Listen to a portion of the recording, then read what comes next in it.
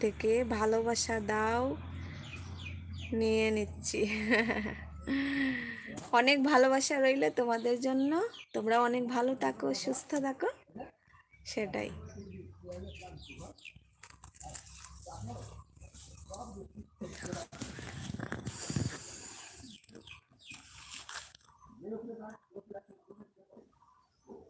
জানো সকাল থেকে একটা মানে আমি ভাবছিলাম যে দেখি আমার হাজব্যান্ড যদি উইশ করে না, তাহলে ওর সাথে তুমুল ঝগড়া হবে।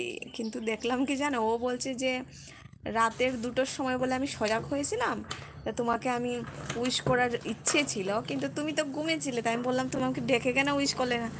তো ও একদম সকাল সকাল একদম চোখ খুলতেই বলে হ্যাপি বার্থডে। তার জন্য ঝগড়াটা হয়নি। আরে না গো, এমনি এখন ও তো ইউটিউব খুলি না। ওই যখন টাইম পাই তখনই গেম খেলি। বাপ রে বাপ রে, তোমাদের এই গেম খেলা, উফ, পাগল হয়ে যায় আমি। মানে এই গেম খেলাটা শুনলে মাথা ঘুরে যায়। বরকে নিয়ে ঘুরতে যাও একটু। বর কাজে গেছে, কাজে না গেলে ভাত খাবো কোথায় থেকে, তার জন্য ও কাজে গেছে।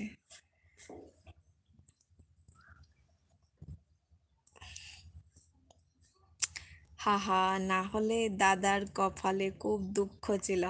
হ্যাঁ, ভেবেছিলাম খুব ঝগড়া করব, রাগ করব। ঝগড়া তো করব না, আমাদের মধ্যে কোনো গালাগালি হয় না, আর রাগ করে একদম বসে থাকি। তারপর আস্তে আস্তে করে ঠিক হয়ে যায়।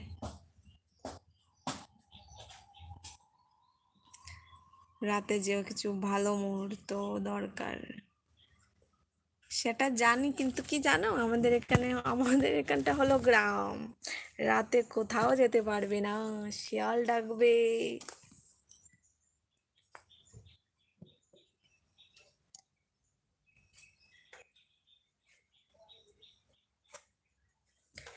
তুমি তো আগের থেকে ফর্সা হয়ে গেছো না দেখি, তাই নাকি? কোথায়, আমি তো দেখতে পাচ্ছি না।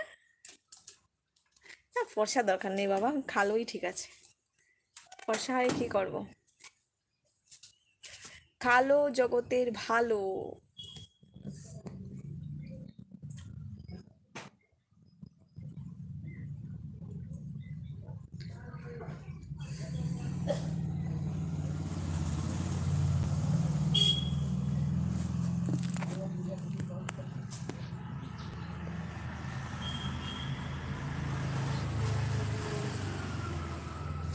আমি যখন কলেজ লাইফে এনসিসি করেছিলাম না, তখন চিনতেই পারতে না, এমন ছিলাম। জানি না, আমি ফেসবুকে খুঁজলে কিছুটা ফটো এখনো পাওয়া যাবে। একদম কালো কালো ছিলাম।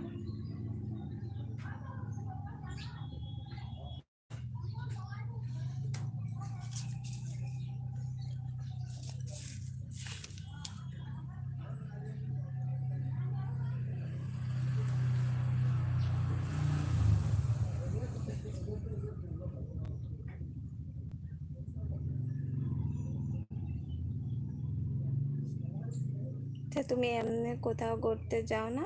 মানে তোমাদের আসামে তো এত জায়গা আছে, যাই ঘুরতে, কিন্তু কি বলবো, সব সময় তো আর যাওয়া যায় না, না আমাদের এখানে।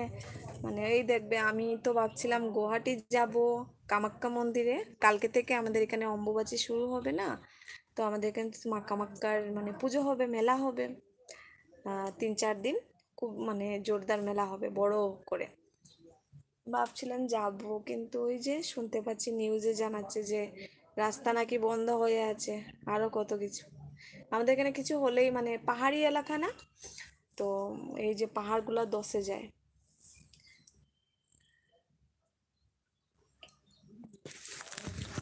তো তার জন্য আর কি এতটা যাওয়া যায় না। আর কোথাও যাও না কেন, এই একটাই রাস্তা।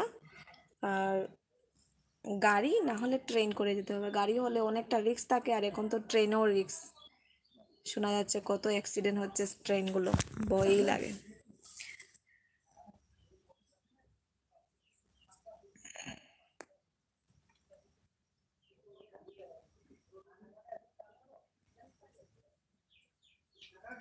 তোমার সেই শাড়ি পরা ভিডিওটা ছিল পার্পল কালারের, ওটা